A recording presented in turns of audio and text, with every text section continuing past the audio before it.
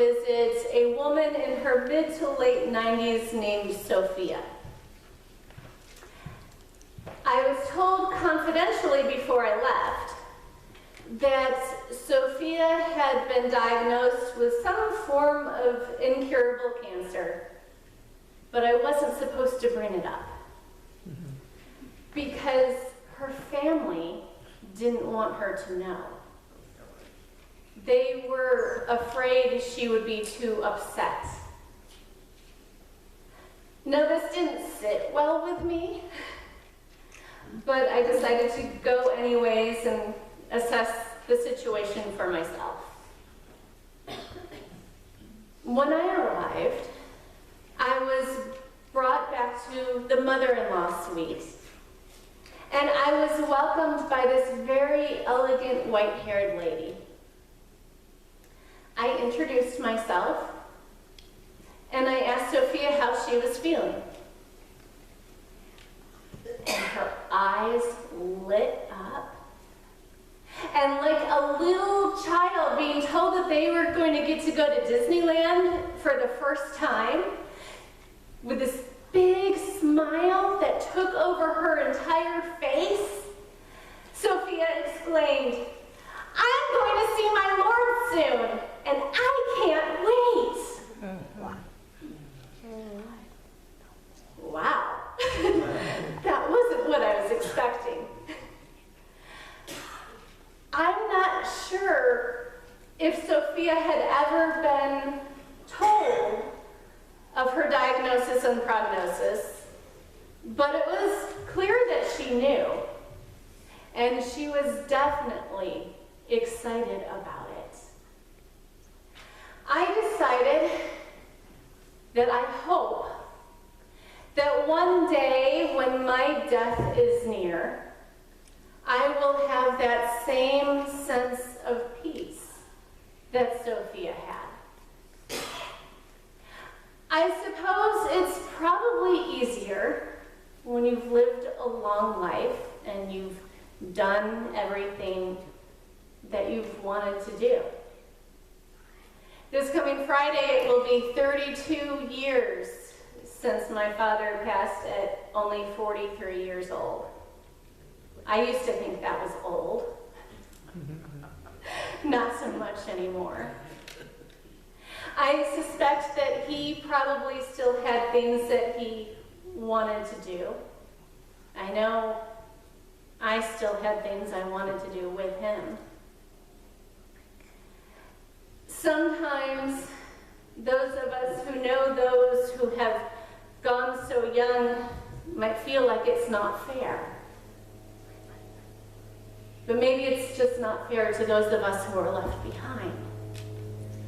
Because if Sophia's faith is right, they just are in paradise a little sooner than the rest of us. Sophia must have rubbed off on me a little, though. I remember right after I gave birth to Michaela, I spiked a fever. Apparently that's somewhat common. And I was burning up. But on the inside, I felt ice cold. My teeth were chattering. And I looked over at the nurses cleaning her up, and in my haze, I heard my doctor say something about me losing blood. And in my delusion, I put two and two together and decided that I must be bleeding to death. And that was why I was so cold. And I looked over at Michaela thinking I was going to be gone soon and said, "At least she'll have a good father. She'll be okay." And then I closed my eyes. And then my fever broke. And the nurses laughed at me and told me I was just fine. And I was surprised. But really glad to be able to raise my child. Though I hadn't yet found out what was on the other side of that last breath. I think many of us wonder, from time to time what is on the other side of that last breath. There's a whole industry about it. There are countless movies and books about people's near-death experiences meant to give us hope. Some of you all may have seen a light or experienced something that science can't explain. But I'm pretty sure we all at the very least have questions, don't we?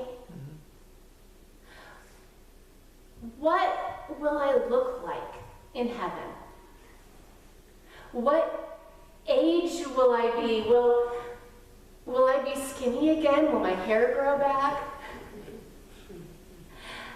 And how quickly will I get there? Is it just a snap of my fingers and I'm there instantly? Do I sleep first and wake up? Is there some sort of tunnel to go through? And when will I be met by any of my loved ones who have passed already? And can I come and peek in on my loved ones that I left behind? Will I be able to dance on clouds and get my own set of wings? Do we eat in heaven? Do we sleep in heaven? Sometimes I have naps that are just heavenly. And can we talk to animals? Can I play with lions and ride rhinos? Will they talk back to us in ways that we can understand? Well, in Luke's gospel this morning, the Sadducees are asking similar hypothetical questions. The difference is they aren't actually looking for an answer. They're just looking to antagonize and cause trouble. You see, the Sadducees were so sad, you see, because they didn't believe in any afterlife. They did believe in God, but they believed that God rewarded and punished in this life based on how good you were. This justified them looking down on anyone who was poor or anyone with any sort of health issue, because they must have done something to tick God off, and God was punishing them. The Sadducees also believed that we live on through our descendants. This is why the Levirate law was so important. It wasn't just a law in the Jewish culture either. There were other cultures throughout that area that had this law, where if a man dies, leaving behind a widow, but no children, then his next brother must marry the widow, and any offspring they produce counts as the first brother's descendants. You hope that you really like your in-laws. And so, when the Sadducees were asking about, well, whose wife, or who will the wife be married to, which of the brothers in heaven, they weren't really truly curious about that because they didn't believe in any heaven. They were just really having fun trying to play Stump Jesus. How's he going to get out of this one? But Jesus did respond to them. And somehow without any obvious spite or snark. Jesus used scripture from Exodus to meet the Sadducees where they were at, find common ground, to clarify things for them. And Jesus was far more patience than I could have ever had, explained to the Sadducees that their thinking was just too small. The Sadducees wanted to put people and God into little organized boxes where everything was assigned. And we all know we can't squish God into a box. Jesus wanted to let them know that heaven is not just like earth. It's so much better. In heaven, unlike the culture at that time, women weren't possessions who needed to be married off. They weren't property. In fact, in heaven, all are equal.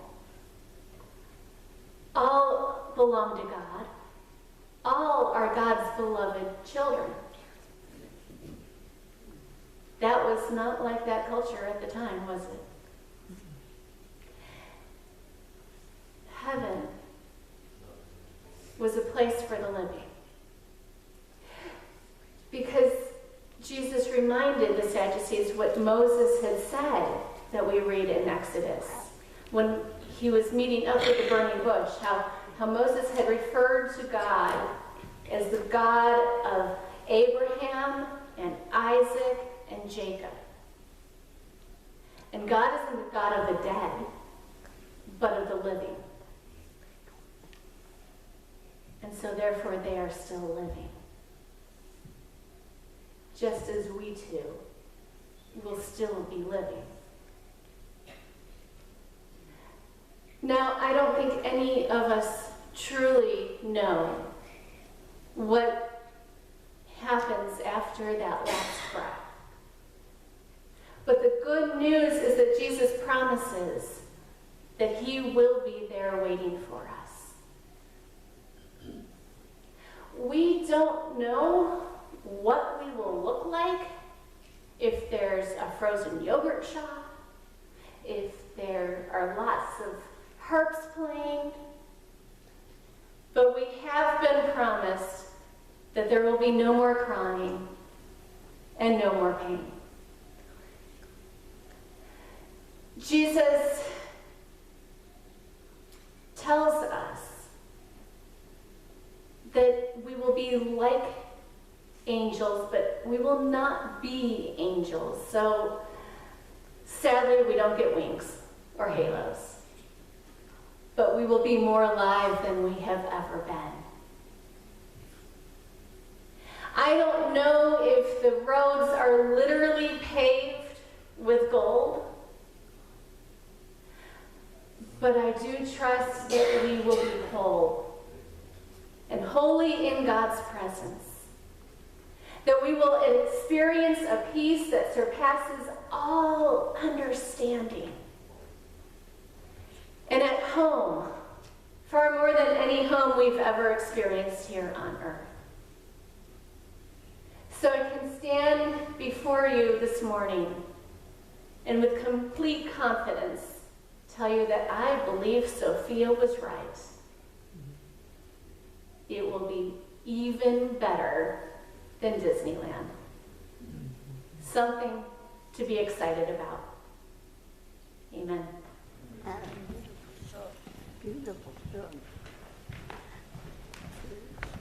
I invite you to stand as you are able for the hymn of the day.